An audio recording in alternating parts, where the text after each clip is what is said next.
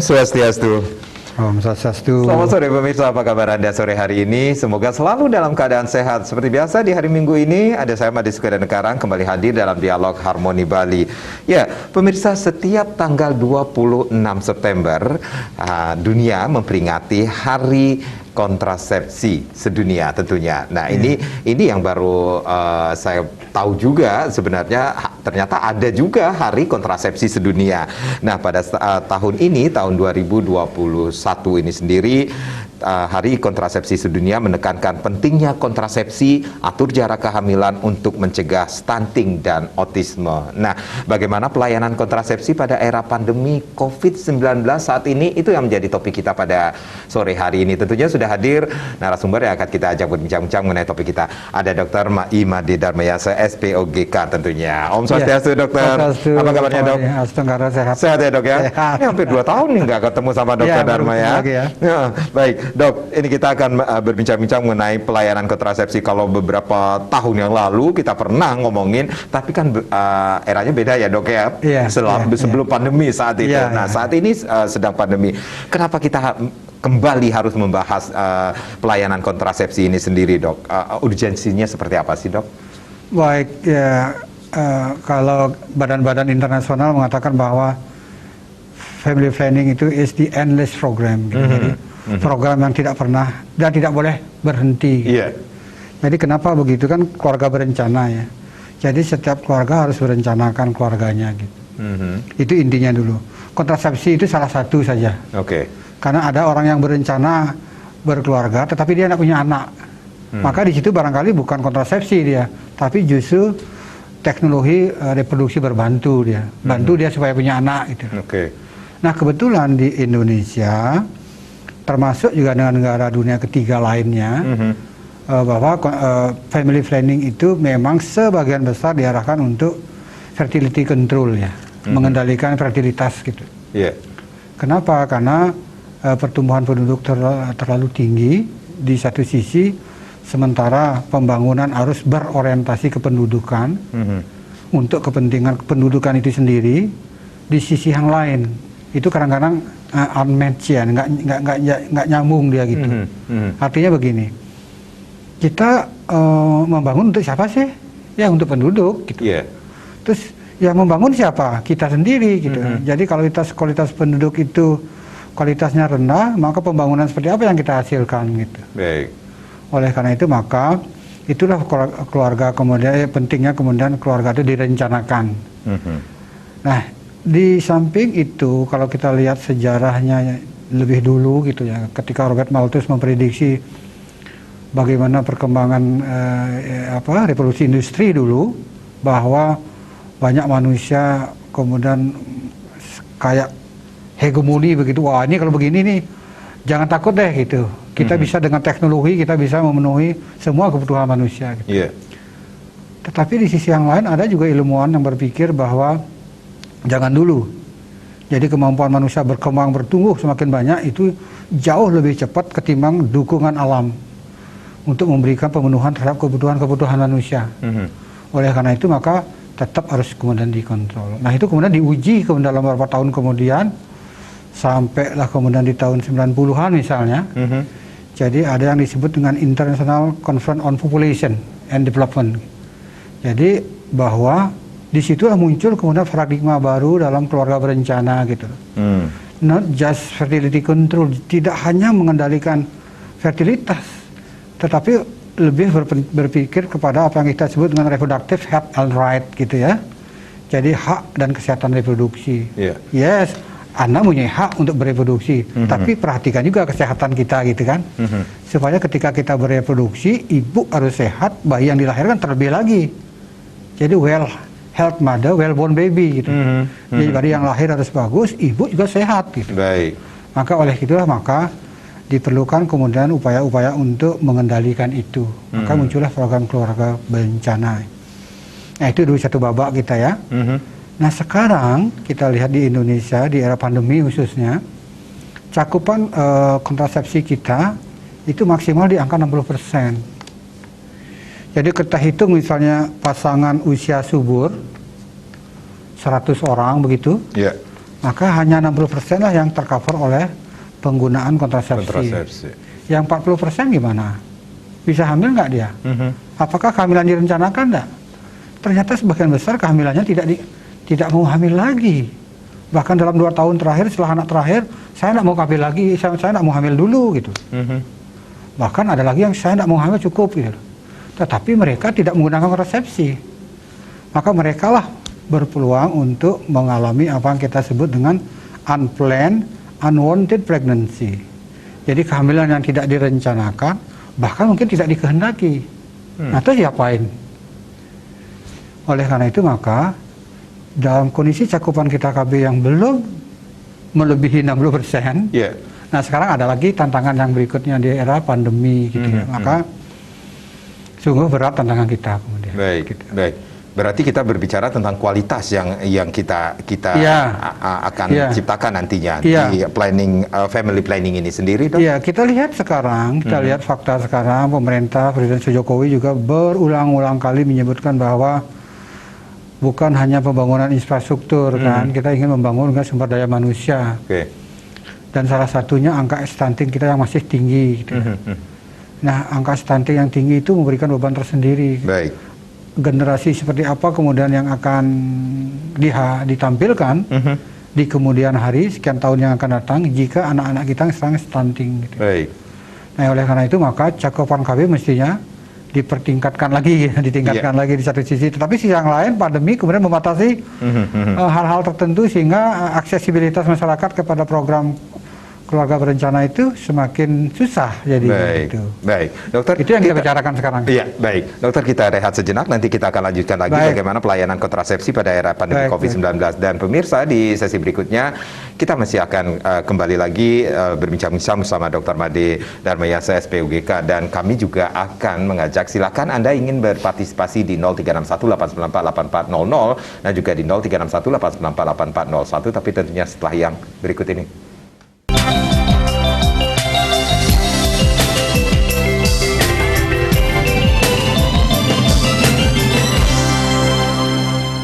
Terima kasih Anda yang baru saja bergabung bersama kami di Harmoni Bali. Bagaimana pelayanan kontrasepsi pada era pandemi COVID-19 masih menjadi topik kita di sore hari ini.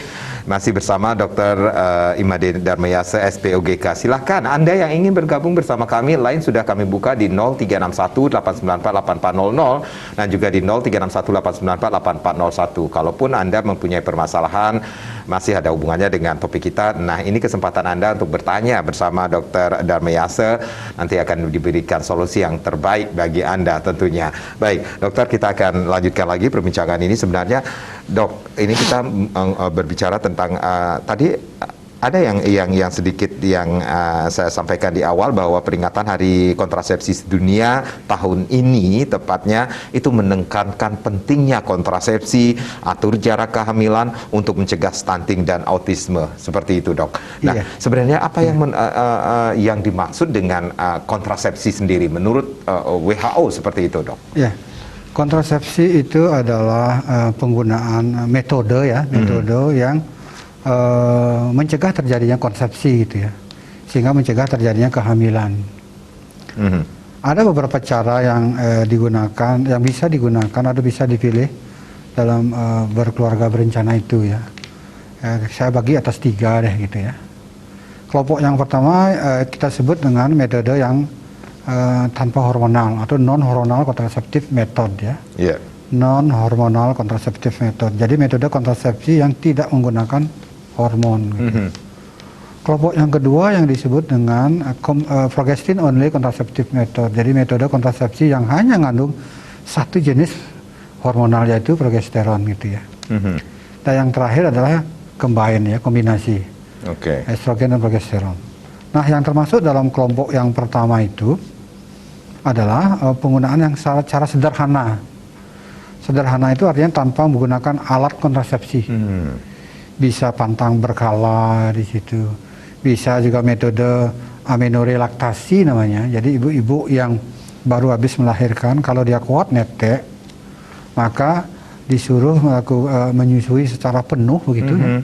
Maka diharapkan paling tidak dalam 1 tahun dia tidak menstruasi. Oke. Sehingga dalam 6 bulan itu relatif efektif sebagai metode kontrasepsi, bahkan dikatakan 97-98% gitu efektivitasnya. Nah, metode yang kedua berikutnya yang termasuk dalam non hormonal juga adalah penggunaan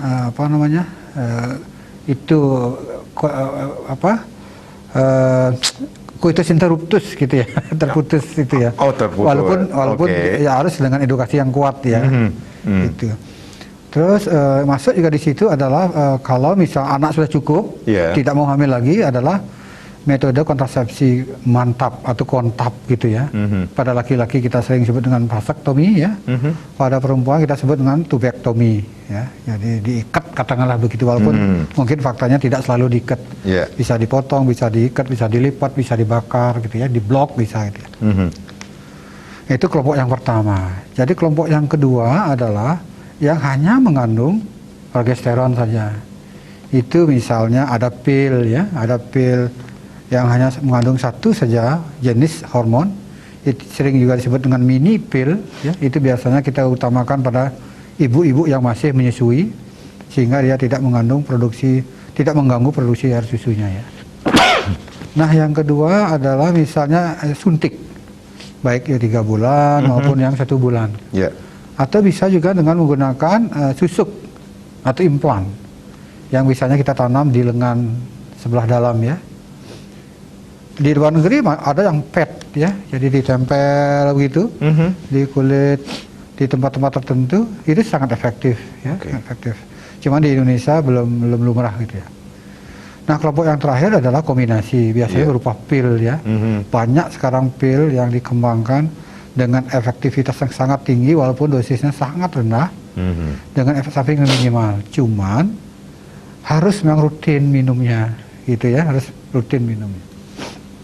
Itu beberapa metode yang bisa dipilih oleh ibu-ibu kita ya, pasangan itu, setelah kita mendapatkan ajak kita diskusi lah begitu ya, apa nanti metode yang paling tepat gitu ya untuk dipilih. Jadi pasangan bisa memilih metode apa yang diinginkan nantinya. Sebetulnya memang keputusan itu dibuat oleh pasangan itu. Tentu saja kita sebagai tenaga kesehatan menyampaikan apa sebetulnya kondisi tubuhnya, cocok dengan metode A, B, atau C. Makanya nanti ada yang disebut dengan kelayakan medis. Jadi begitu pasien atau pasangan itu mempunyai keinginan, saya mau metode A gitu, maka wajib kita memberikan penjelasan apakah metode A itu cocok untuk tubuh ibu itu. Maka kita melihat keseluruhan pasien itu, apakah layak nggak metode itu. Itulah kemudian Badan Kesehatan Dunia WHO membuat yang disebut dengan kelayakan medis atau medical eligibility-nya. Misalnya akhirnya kita begitu bertemu akan mengkomunikasikan antara client need atau yang diinginkan oleh pasien atau pasangan dengan kelayakan pasien itu. Kita jelaskan, Ibu, kalau menggunakan metode ini misalnya nanti ini. Kalau metode ini, metode ini, nanti mana yang dia pilih gitu. Setelah dia pilih, edukasi lagi ulang supaya mantap dengan pilihan itu, dia paham apa bagaimana cara kerjanya, kemudian efek sampingnya dan komplikasi jika muncul gitu. Barulah kita pasangkan gitu. Baik. Seandainya pasangan tersebut menginginkan metode yang lain, padahal tenaga kesehatan juga sudah memberikan, misalnya tubuhnya tidak cocok untuk orang itu. Nah, itu wajib, harus kita wajib sampaikan tetap itu. Edukasi kepada mereka. Harus. Karena pasien bisa jadi nanti mungkin karena yang dia dengar di sekitarnya bahwa oh ini katanya bagus gitu. Mereka lihat itu saja gitu loh. Padahal banyak pertimbangan-pertimbangan lain yang harus kita sampaikan, terutama dari segi tubuh pasien itu sendiri gitu. Tensinya atau keluhan-keluhan lain, ada penyakit-penyakit tertentu yang ada pada pasien itu barangkali ikut menjadi pertimbangan dalam pemilihan jenis kontrasepsi yang akan dipasang gitu. Nah, kemudian berkaitan dengan stunting. Ya, kenapa di tahun ini kita itu ya. Jadi begini, dunia dihadapkan dengan fakta bahwa pandemi COVID ini kemudian sangat mengerem perkembangan gitu ya, perkembangan ekonomi, mobilitas manusia, semuanya begitu, maka itu kemudian turut atau besar sekali mempengaruhi bagaimana kemampuan manusia untuk mampu hidup gitu ya. Yeah. Terutama dalam pemenuhan kebutuhan dasar ya gitu. Tidak usahlah yang sekunder atau apalagi yang tersier ya. Jadi banyak masyarakat yang dulu mungkin dari segi pemenuhan kebutuhan dasarnya sudah tidak masalah, bahkan mungkin sudah gaya hidup tersier lah begitu ya. Betul. Tapi sekarang mereka jatuh begitu lupa. Nah, bagi pasangan-pasangan yang memang menginginkan kehamilan di satu sisi pemenuhannya itu terbatas, maka orang-orang yang sedemikian rupa itu kita takutkan nanti adalah pemenuhan gizinya segala macam, kemudian pemeriksaan pemeriksaan kesehatan selama hamil gitu tidak memadai, itulah nanti yang akan mengganggu pertumbuhan janin. Bahkan sejak dalam kandungan juga nanti setelah melahirkan. Itulah yang sekarang digencar-gencarkan di semua kabupaten kota sekarang di seluruh Indonesia, harus menginventarisir seberapa besar masalah stunting di daerahnya, kemudian terkait dengan masalah-masalah apa saja, kemudian mencari solusi-solusi yang cocok untuk daerahnya. Karena bisa jadi apa yang kita temukan di Bali belum tentu cocok diterapkan di daerah lain gitu. Yeah. Itu yang kita sekarang gencar petakan masalah itu, karena itu sangat berpengaruh. Nah, bagi yang memang sudah anaknya cukup, ya mungkin sekarang harus menggunakan kontrasepsi jangka panjang yang memiliki efektivitas tinggi begitu, sehingga kemungkinan hamil yang tanpa direncanakan itu semakin kecil gitu. Baik. Sehingga tidak membebani lagi yang sudah ada masalah sosial ekonomi misalnya di keluarga, jangan lagi ada masalah-masalah beban yang lain lagi. Berarti ada jenis-jenis kontrasepsi yang juga harus kita ketahui, Dok. Ya, oleh karena itu sekarang BKKBN sangat antisipatif ya, sangat antisipatif. Jadi Alkon berbagai macam alat kontrasepsi dari disiapkan oleh BKKBN sekarang. Yeah. Nah, kita harapkan sekarang masyarakat mencoba. Nanti kalau kemarin kan kemana saya harus memberikan pelayanan KB, sementara kita dibatasi untuk bepergian kemana-kemana, apalagi nanti masyarakat datang ke tempat pelayanan kesehatan takut tuh. Yeah. Takut di situ ada pasien COVID gitu misalnya kan. Nah, sekarang sudah mulai kita turun status kita. Nah, timing kita lah sekarang untuk coba periksakan dulu, kemudian kita negosiasikan apa kira-kira metode yang cocok gitu. Nah, apalagi nanti pasangan-pasangan yang memang sudah mempunyai pola pembiayaan yang diatur oleh prabayar itu, maka sangat membantu. Sehingga jika pun pasangan itu misalnya dari segi pembiayaan ada masalah, nah BPJS siap membantu, negara siap membantu. Nah, tadi dokter mengatakan ada kontrasepsi jangka panjang, berarti apa yang harus diketahui oleh masyarakat tentang kontrasepsi jangka panjang ataupun kontrasepsi jangka pendek ini? Ya, gini, maksudnya gini, metode kontrasepsi jangka panjang misalnya adalah penggunaan IUD. Jadi yang di masyarakat sering disebut dengan spiral ya. Jadi sekali kita pakai itu bisa kita gunakan untuk 5 tahun. Ya.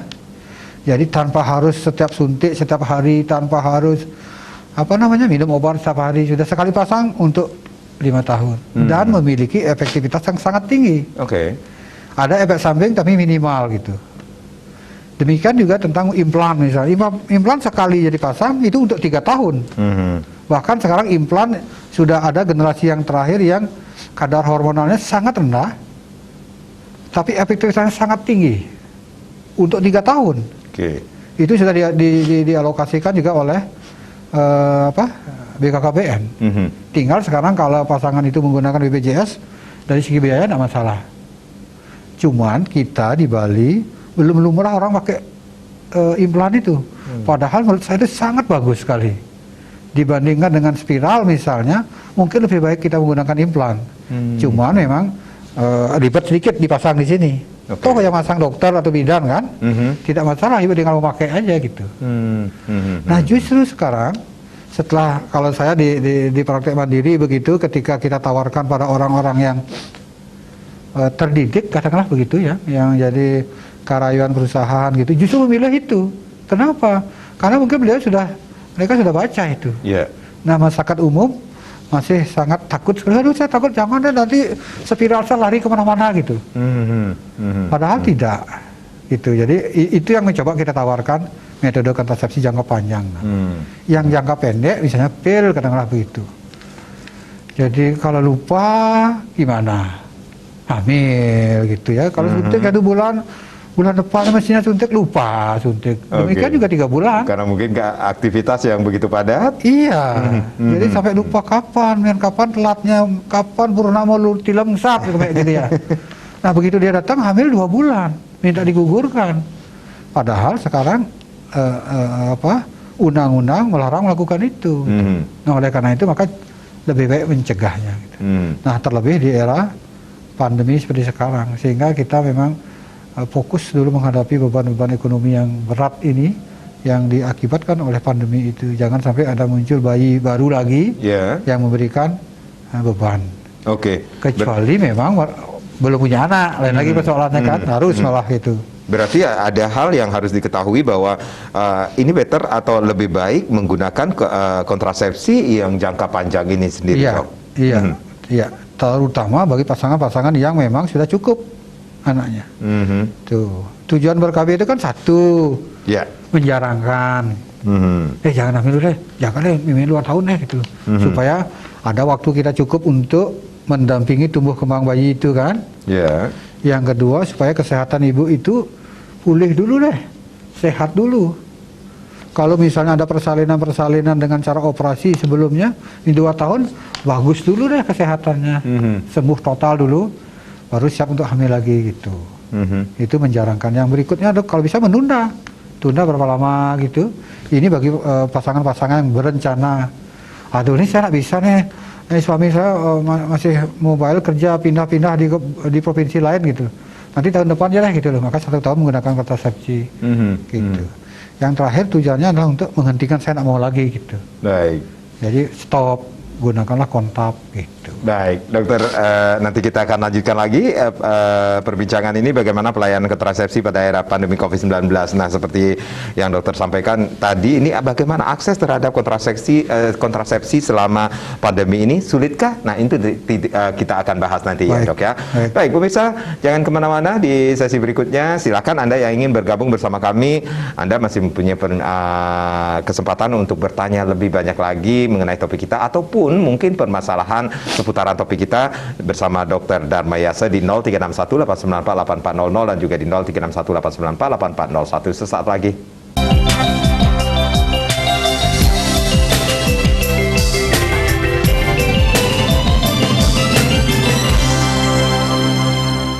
Ya, bagaimana pelayanan kontrasepsi pada era pandemi COVID-19 masih menjadi topik kita di Harmoni Bali, masih bersama Dr. Imade Dharma Yasa SPOGK. Silakan Anda yang ingin bergabung bersama kami, line kembali kami buka di 0361-894-8400 dan juga di 0361-894-8401. Ini kesempatan Anda untuk bertanya bersama Dr. Dharma Yasa seputaran topik kita, ataupun mungkin Anda mempunyai permasalahan masih ada hubungannya dengan permasalahan kontrasepsi di seperti topik kita pada sore hari ini. Nah, ini kesempatan Anda bertanya bersama Dr. Dharma Yasa. Dok, ini kita berbicara tentang situasi saat ini, era pandemi COVID-19. Pada awal pandemi pertama, kemudian status diturunkan, kemudian akhirnya yang kita sampai yang kedua, pandemi saat ini sendiri. Nah, bagaimana dengan akses terhadap kontrasepsi ini sendiri, dok, selama pandemi? Iya, jadi sangat terasa sekali ya, sangat terasa sekali, bahkan kita sering sekali mendapatkan kasus-kasus real begitu ya. Bagaimana kemudian di satu sisi masyarakat kita dihadapkan dengan beban ekonomi, jangan mau hamil lagi gitu ya. Tapi sisi yang lain hamil tanpa direncanakan, tanpa dikehendaki bakal gitu. Nah itu kan serba susah ya, jadi minta digugurkan segala macam.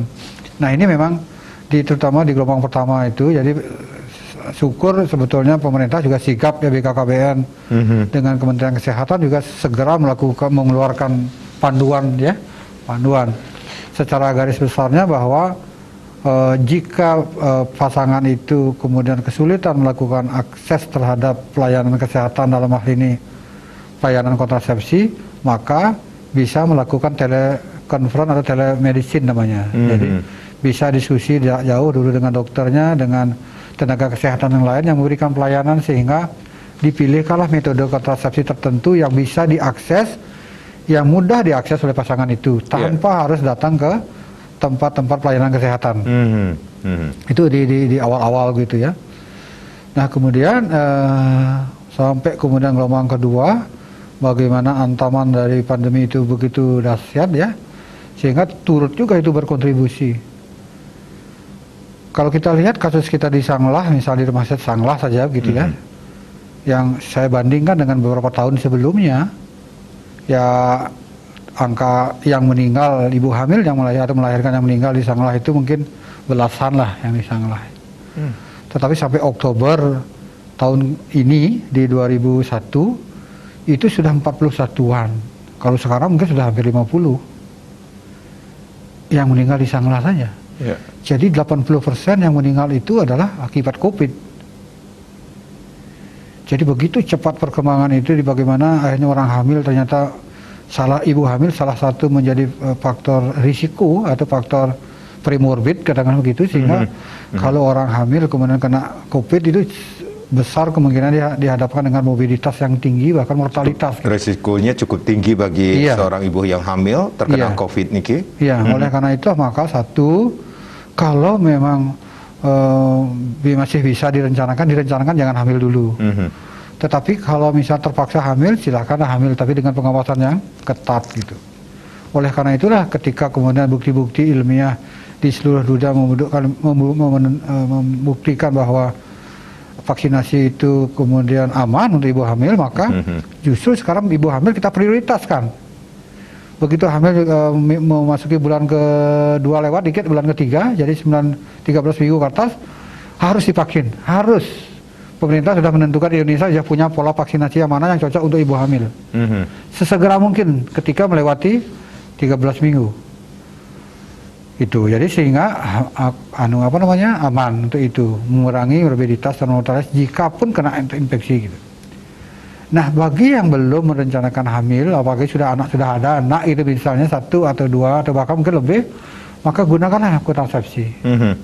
Nah, disitulah kita buat panduan kemarin bahwa bisa ngontak tenaga kesehatan yang bisa dihubungi untuk diskusi kira-kira apa dulu alternatif pemilihan kontrasepsi yang kita akan pakai di era pandemi itu ya.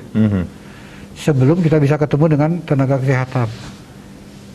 Sementara kita sekarang masuki setelah gelombang kedua, jadi kasus bisa kita turun, cakupan vaksinasi bisa kita tingkatkan, maka status kita menurun. Maka itu ada peluang kemungkinan kita untuk bertemu dengan tenaga kesehatan. Maka silakan ibu-ibu atau pasangan yang mau menggunakan kontrasepsi untuk melakukan asuhan ke dokter atau bidan untuk diskusi kira-kira apa metode yang akan dipakai. Jadi ada metode yang direkomendasikan atau alat kontrasepsi yang aman digunakan saat pandemi sama ini? Sebenarnya semua. Iya. Cuma sekarang memungkinkan kita diskusi kan, kalau kemarin kan semua orang takut ke rumah sakit. Takut ke rumah sakit, kekhawatiran. Ya. Nah, kita periksa-periksa ada kondisi tertentu nggak yang menjadi hambatan untuk menggunakan metode tertentu gitu kan. Misalnya saya menggunakan pil atau Kobe, ini ada masalah nggak? Tensi saya berapa gitu. Nah, sekarang kan memungkinkan kita sudah untuk bisa tatap muka begitu ya. Iya.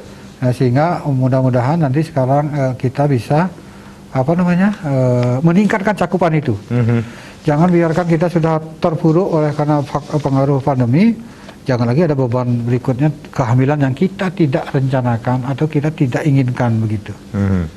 Itu kita harapkan di era pandemi sekarang. Iya, kita harapkan yang terbaik. Tetapi apa dampak yang ditimbulkan, Dok, apabila pasangan hamil tanpa perencanaan pada saat di tengah pandemi ini sendiri, Dok? Oh ya, itu data yang tadi saya sampaikan ya.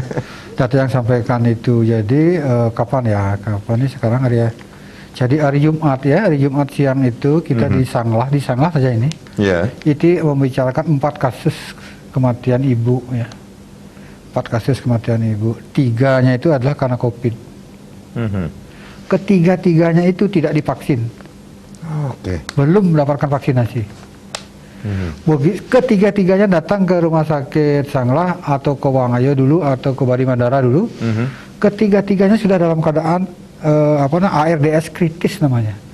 Jadi gimana kondisinya? Sesak berat gitu. Jadi pneumonia berat, paru-parunya sudah sebagian besar rusak. Itu kehamilan memasuki bulan keberapa sih, Dok? Ada yang sudah cukup bulan, kita lahirkan bayinya hidup, selamat, tapi ibunya sudah meninggal hari kesekian.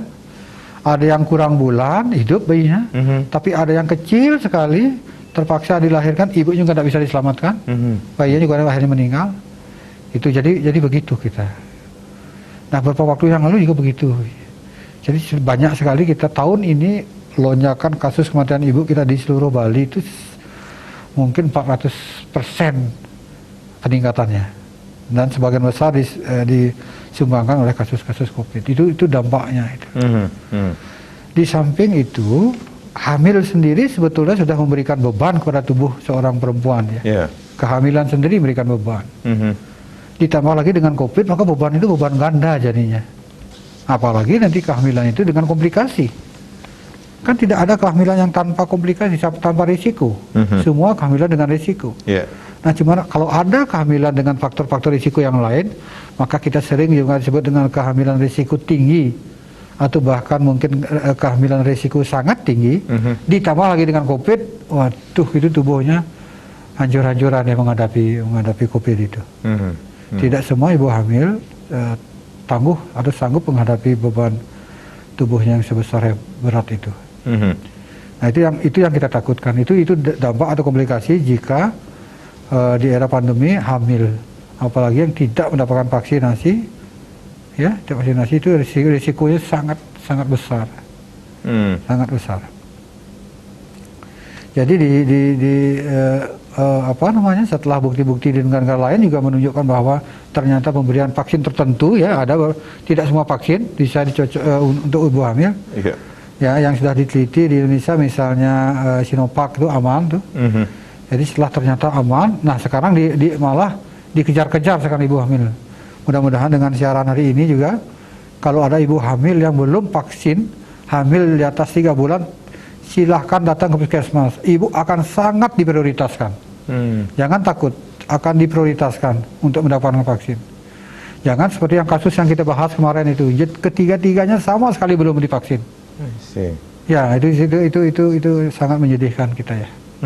Baik, Dok, itu pentingnya family planning ini sendiri, apalagi di saat pandemi. Di saat pandemi, supaya tubuh kita tuh menghadapi COVID saja, tidak lagi menghadapi beban yang lain gitu. Nah, di samping itu kalau kita kaitkan dengan itu tadi, dengan kelainan gizi itu ya. Jadi kalau sekarang misalnya terpaksa hamil dengan susah payah, kita asupan nutrisinya tidak adekuat, nanti tumbuh kembang bayi sejak dalam kandungan bermasalah, sejak lahir juga akan bermasalah gitu. Itu yang kita harapkan sekarang. Oleh karena itu, family planning, rencanakan keluarga kita, gunakan kontrasepsi.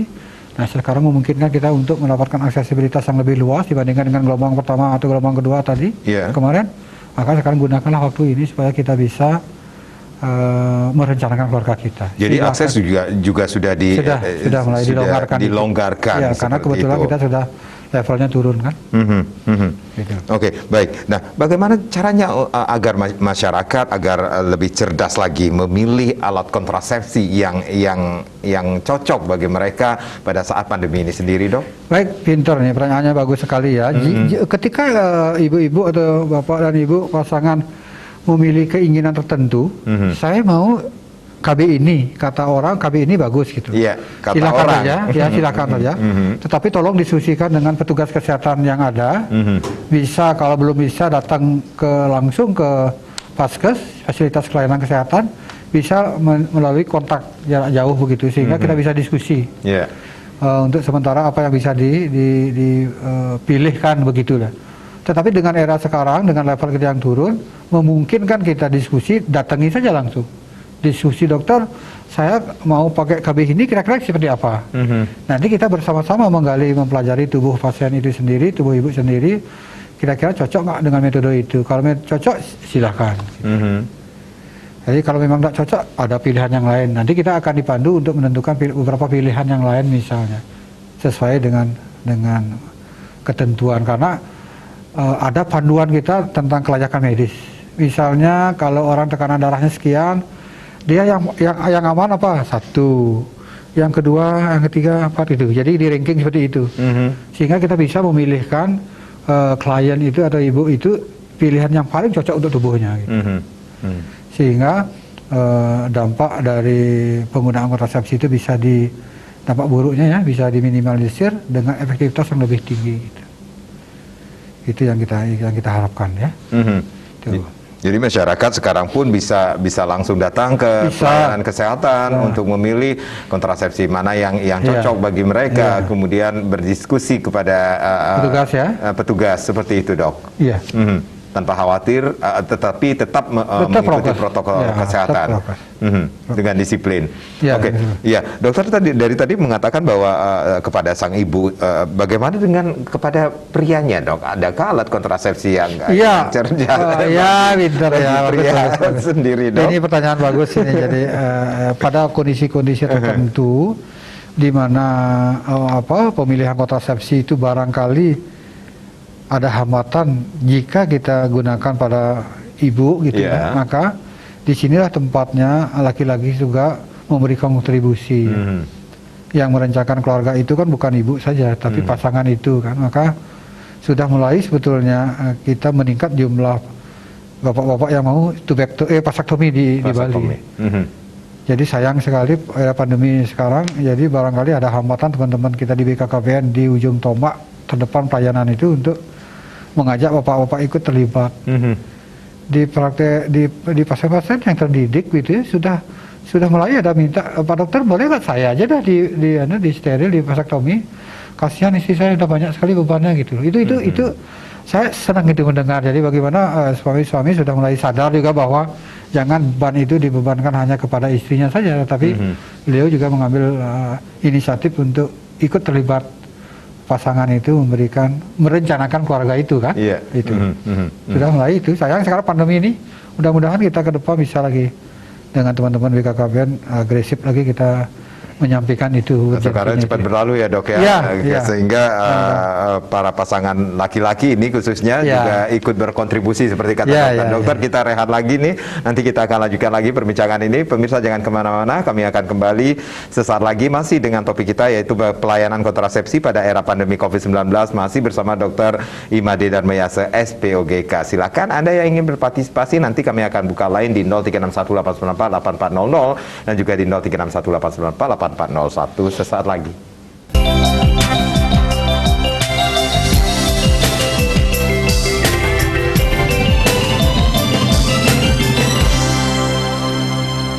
Di sesi yang terakhir ini, bagaimana pelayanan kontrasepsi pada era pandemi COVID-19 masih menjadi topik kita di Harmoni Bali, masih bersama Dr. Imade Darmayasa SPOGK tentunya. Silakan Anda yang ingin bergabung, masih ada kesempatan bagi Anda untuk bertanya di 0361894800 dan juga di 0361894801. Pak Dokter, sekali lagi berarti ada tantangan pelayanan KB di tengah pandemi saat ini, Dok. Iya. Seperti apa, Dok? Sekali lagi, Dok. Oke, tantangan itu yang pertama ada tantangan aksesibilitas ya. Karena kemarin berkaitan dengan status kita yang berlevel-level itu ya. Level-level itu. Syukurlah kita sudah turun, maka tantangan itu bisa diturunkan. Tantangan yang berikutnya adalah tantangan di pembiayaan. Tentang pembiayaan. Jadi Setunggara dengan ada pola BPJS sekarang, BPJS siap gitu ya. Siap. Ada juga kendala, jadi teman-teman dari BKKBN Pusat sudah mengajak juga dari organisasi provinsi di seluruh Indonesia, termasuk juga asosiasi rumah sakit swasta diajak untuk diskusi bagaimana mengatasi masalah-masalah itu. Nah, kita tunggulah solusi nanti di waktu-waktu yang akan datang ya. Tapi artinya bahwa pemerintah tidak tinggal diam menghadapi itu. Nah, tantangan berikutnya tentu saja adalah keyakinan dari pihak klien itu sendiri, pasien itu sendiri, yang kalau kita lihat misalnya ada awareness nggak, ada 4 hal yang dicurigai itu ya. Yang pertama adalah lack of awareness, jadi kurangnya kewaspadaan. Nah, mudah-mudahan dengan ini maksud kita, apa yang kita lakukan hari ini meningkatkan kewaspadaan mereka bahwa oh iya ya, saya sebaiknya memang jangan hamil dulu deh gitu misalnya, atau saya membesarkan anak saya aja dulu gitu. Maka gunakanlah kontrasepsi. Itu tujuan kita hari ini berbicara. Atau barangkali oh saya masih memerlukan anak, monggo silakan dah gitu. Tetapi saya sudah cukup, misalnya kita bisa minta steril. Jadi ada beberapa pasien yang dokter bisa nggak nanti melahirkan ini saya steril setelah itu gitu. Nah itu kan itu yang kita mau. Dengan pertemuan hari ini mudah-mudahan itu. Yang berikutnya adalah di screening. Di screening itu artinya ada nggak punya kondisi-kondisi tertentu yang dimiliki oleh pasien itu sendiri yang tidak diketahui, yang mengganggu nanti pemilihan kontrasepsi. Itu kita diskusikan dengan dokter atau tenaga paramedis yang lain, sehingga tidak menjadi hambatan dalam melakukan pelayanan kontrasepsi, pemilihan kontrasepsi. Yang ketiga adalah pelayanan itu sendiri. Baik. Nah, sekarang sudah dengan penurunan level, mudah-mudahan tidak semakin kecil lah hambatan kita bertemu. Oke. Gitu. Yang terakhir baru kalau memang perlu dirujuk ke tempat yang lain, misalnya ada kondisi tertentu tidak memungkinkan di puskesmas misalnya, supaya dirujuk ke rumah sakit. Gitu. Baik, Dok, ini momentum apa yang bisa diambil pada saat Hari Kontrasepsi Sedunia ini? Dan sekali lagi di tanggal 26 September 2021 ini sendiri menekankan pentingnya kontrasepsi, atur jarak kehamilan untuk cegah stunting dan autisme ini, Dok. Ya, ini urgensinya juga kita ngomong tentang hari itu. Iya, jadi, kalau kita hubungkan dengan topik kita pelayanan kontrasepsi. Jadi ada dua lingkaran gitu ya, yang berputar masing-masing. Yang di sebelah kiri berputar masyarakat kita yang susah hidupnya, begitulah dengan kemiskinan tersendiri, susah sekali dia mengatasi dirinya sendiri, bahkan akses terhadap KB susah, maka dia akhirnya berkutat di situ saja dengan lingkaran kemiskinan. Di sisi lagi masyarakat yang sudah sejahtera, tidak usah disuruh KB dah dia, dia bisa menentukan sendiri apa jenis KB-nya, bahkan dia pilih KB yang terbaik untuk dirinya, karena dia mengerti. Nah, sekarang bagaimana cara yang di sini supaya pindah ke situ? Keluarga berencana. Artinya bahwa kalau memang sudah susah hidup kita dengan keluarga berencana, batasi jumlahnya sesuai dengan kemampuan kita. Dengan begitu ada peluang lebih besar kita untuk meningkatkan sosial ekonomi kita supaya kita pindah ke lingkaran yang di sini. Family planning lah tujuannya. Ya, salah satu cara untuk itu. Keluarga berencana. Itulah salah satu yang dipesankan dari moto kita di topik kita, ya, tema kita di hari KB sedunia itu. Oke, baik. Yang pastinya untuk menghasilkan keluarga yang berkualitas, generasi yang berkualitas. Ya, seperti itu, Kak, Dok? Iya. Tidak masalah jumlah sekarang, masalah kualitas sekarang. Silakan tentukan berapa jumlah keluarga atau anak, tapi yakinkan bahwa keluarga kita adalah keluarga berkualitas. Baik, keluarga yang berkualitas walaupun di saat pandemi saat ini. Baik, Dr. Dharma Yasa, terima kasih sudah sharing. Mudah-mudahan apa yang kita perbincangkan pada sore hari ini memberikan edukasi kepada masyarakat bagaimana pentingnya kontrasepsi pada saat pandemi ini sendiri. Oke, saya Made Sekedar Karang. Terima kasih. Kita berjumpa lagi di lain kesempatan. Sampai jumpa. Om Santi Santi Santi Om.